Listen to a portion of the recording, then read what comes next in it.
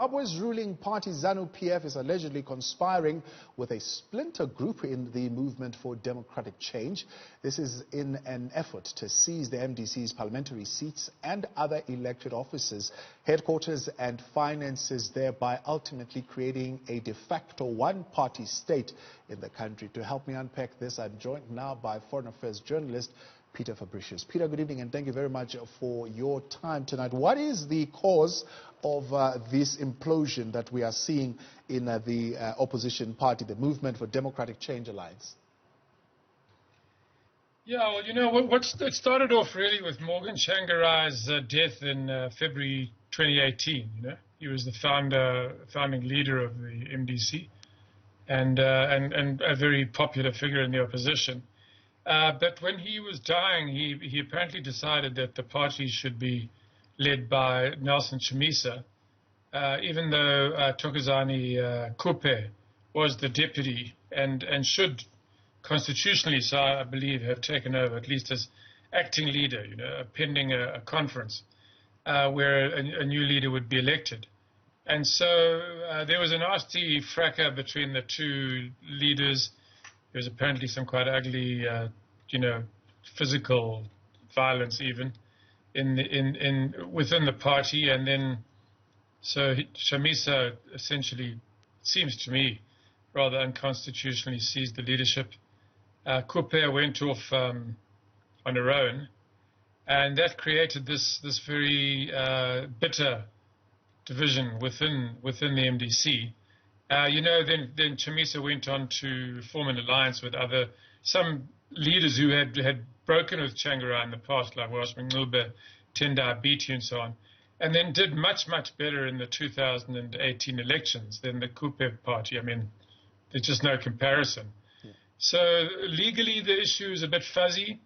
Politically, it's very clear that the MDC alliance, which is what Chamisa's part of the party, if you want to call it that way, or a new party is called now, is much stronger.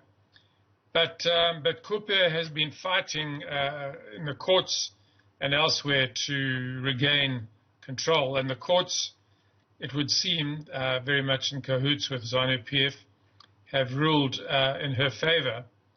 And as a result, she, you know, the MDCA is either directly or indirectly, as a result of those court cases, lost its headquarters, losing its MPs at quite a rate, because the Speaker of Parliament, who's ZANU PF, is also obviously collaborating with Kupe, and so those seats have been given to her minority party.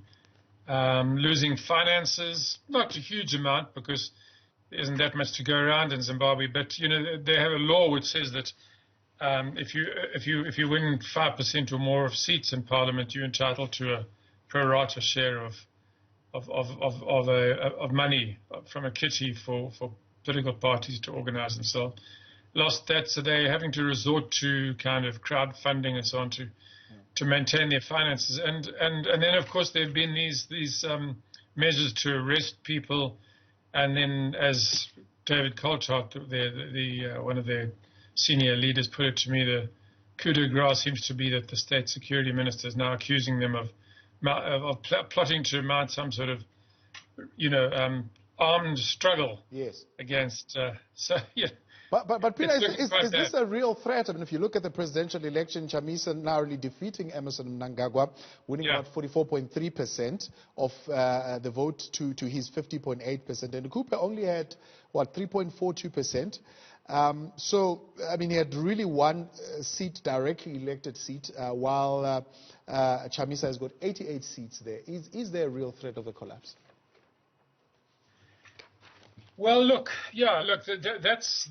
those results in 2018 reflected the political reality of a party that was obviously much more popular than Kupe's. But it seems to me that there is a danger that strong dominance of the opposition could unravel. You know, if all these measures are are successful, which ZANU PF in cahoots with Kupe, and I mean, of course, that's not scientifically proven, but it does seem to be obviously what's happening. Yeah. If they succeed, come the next election, you know, I mean, I don't know how many MPs the MDCA will still have, whether they'll have the wherewithal to fight an effective campaign. I mean, the next election being whenever it is, you know, like in 2023 or whatever. It's a long time off, so a lot can happen between now and then. I don't know if it's the. I'm not necessarily saying that it's the end of the MDC alliance, but it's certainly taken some heavy body blows, and it's difficult to predict the consequences. Is the opposition able to raise funds at this point? I believe they've been having some challenges, especially being unable to pay official salaries and so on. Yeah. Yeah, so what Coltart has done, he's the Treasurer General of the party. He set up a portal to raise funds from MDC sympathizers and supporters around the world, actually. And that seems to have, you know, gathered him enough money to keep the party ticking over. How long that'll last, of course, we don't know. And we also don't know what ZANU PF's, you know, further measures are that they might be contemplating. But, you know, I mean, I wrote that story in a way for Daily Maverick because I felt that maybe there wasn't enough attention being paid to that. I mean, there's a lot of attention being paid to some nasty measures that have been taken against journalists, civil society, and against the MDC.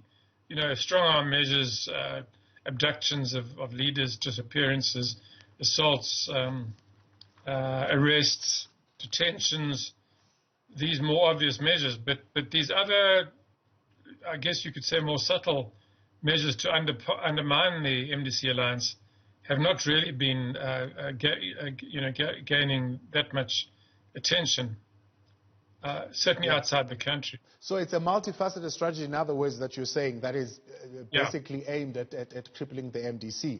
I mean, with that top leadership, senior leadership being prosecuted, you're talking about BT, Lynette Kareni Kori, as well as Job Sikali, who all have been arrested and charged. Yeah, and I don't know where this latest charge is going to go. This seems to me completely wild and ridiculous claim by Owen Ncube, the State Security Minister, that that the MDCA is plotting some kind of revolution. You know, as Coltart pointed out, this was the sort of strategy that ZANU PF pursued in the 1980s against ZAPU. You know, look, I mean, there's always two sides to a story, but I think there was possibly some. You know, there was ZAPU wasn't entirely angelic either, but overall, I think what was happening was that, ZANU PF under Robert Mugabe then, of course, had a strategy of eliminating ZAPU as any future political threat, and including by finding arms caches in Matabele land and so on, and using those as pretext to accuse it of having subversive and revolutionary intentions. You know, something I want to say here now, this is all taking place at the same time as the ANC and the South African government are trying to intervene in the country. So in a certain sense, it's very timely that they should, because things are obviously getting out of hand. But it also makes you wonder whether ZANU PF has any intention whatever of complying with any kind of suggestions which of the ANC even meeting with the opposition. I mean, they're just creating false hope here that there will be such a meeting. Yeah, because as far as I know, the last time I spoke to somebody, President Ramaphosa's special envoys are insisting that they're not going to go back there unless they can see the opposition and civil society. And ZANU PF is still resisting that idea. You know? So it's that whole assignment, that whole initiative is rather moot at the moment. It's not clear at all whether the envoys will go back, whether the ANC mission seemed to have muddied the waters quite badly, I think. But in any case, they also were claiming, as Magashule was claiming at the end of that visit that they intended to go back and meet the opposition, but you know, I think that they're encountering stiff resistance from ZANU PF.